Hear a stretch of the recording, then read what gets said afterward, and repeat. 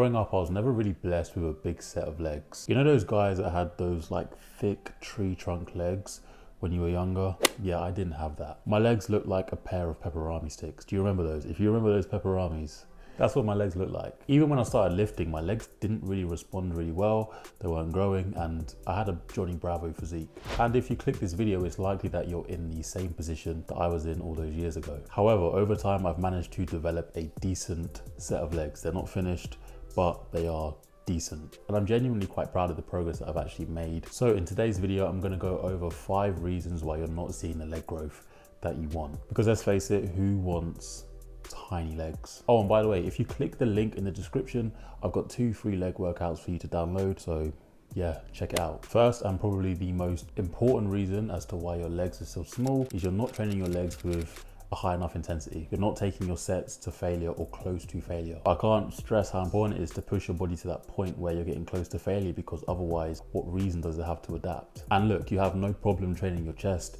your back, your shoulders, your arms, all to failure. When it comes to your legs, you're not doing that. And that's the first thing that you really should look at, your intensity with your training. Not only is your intensity poor, but you're also not as consistent with your leg training as you are with those other body parts. So with your leg day, you might do it once, you get really sore, and then you skip legs for like 2 weeks. 1, you've obviously not been doing legs enough if you're going to be training them every 2 weeks.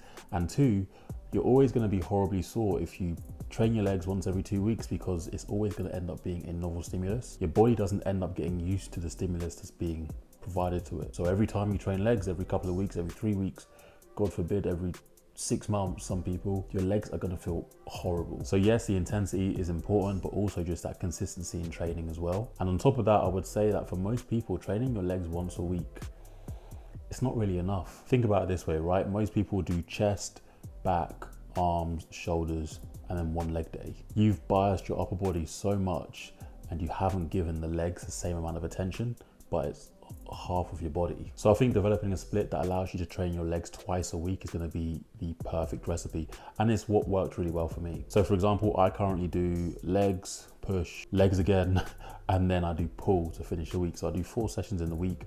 50% of my training is leg training. So that first point is kind of more so referring to your intensity, your consistency with training, and actually increasing the amount of volume that you're doing through your legs. Number 2, your execution and your form.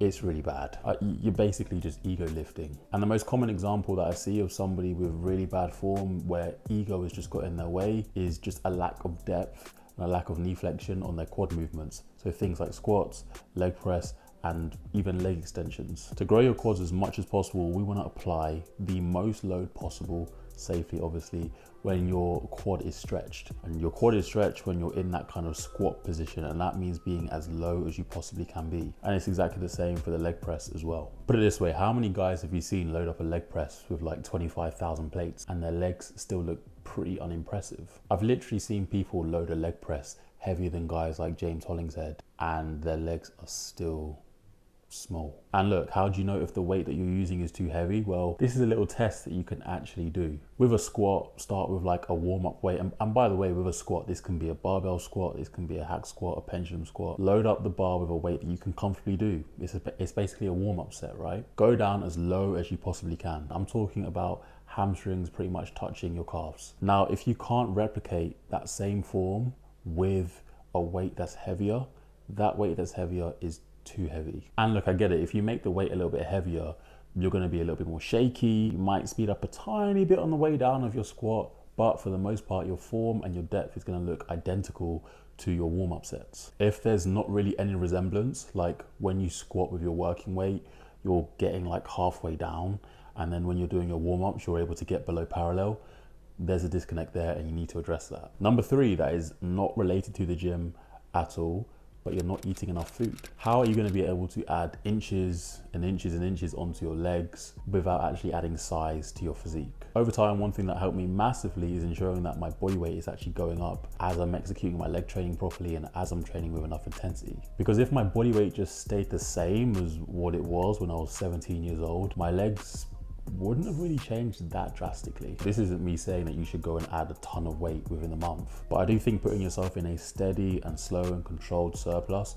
over time, where you're gaining no more than 1 to 2% of your body weight per month, is gonna optimize you getting bigger legs. Number 4 is neglecting major muscle groups in the legs. Neglecting your hamstrings, neglecting your glutes, neglecting your adductors. Just having like these ginormous, abnormal sized quads and then really teeny tiny adductors and really small glutes and no hamstrings, it's still going to mean that your legs are going to look pretty small. And plus, not only are your legs going to be small, but there's going to be an imbalance. That imbalance is going to make movements such as squats, leg presses, etc. a lot weaker. So you want to set up your programming so that you're paying attention to all those components of your legs. And one thing that I found that's helped me a lot is having one day that's dedicated towards kind of the back of my legs, so hamstrings and glutes, and one day that primarily focuses on the front of my legs, the quads. So it just means that everything kind of just balances out. And the final reason that you're not seeing the leg growth that you want, you're under recovered. And that can be because your sleep is poor, you're facing a lot of stress outside the gym, you're not eating enough food, you're not hydrating properly. All these things can have an impact on your recovery from your sessions and also your ability to actually build muscle. If you're drinking tons of alcohol on nights out and not getting enough sleep and then missing meals, that's going to have an impact on how well you perform in the gym. That's going to have an impact on how much muscle you can build. If you miss on these things consistently, it almost ends up being like a snowball effect and everything just gets worse and worse and worse. So make sure you have those things in check to make sure that you're recovering properly. And before I finish the video, there's actually one point that I want to make. When it comes to your legs, please do not blame your genetics. You have what you have and you work with what you can work with. It doesn't mean that you don't have the ability to grow your legs and make improvements. You're not just forever destined to have small legs. That's just not a thing. Using these 5 tips and also auditing your training and then just working relentlessly, you're eventually going to get there. And if you enjoyed this one, make sure to give the video a like. As always, subscribe to the channel for more videos helping you to get jacked. And I also want to say big up because the channel is now over 1,000 subscribers. This was the goal for the end of the year. We've absolutely smashed that, which is amazing. More and more content is coming, so make sure to look out for that. Other than that, I hope you're well, and I'll see you for the next one.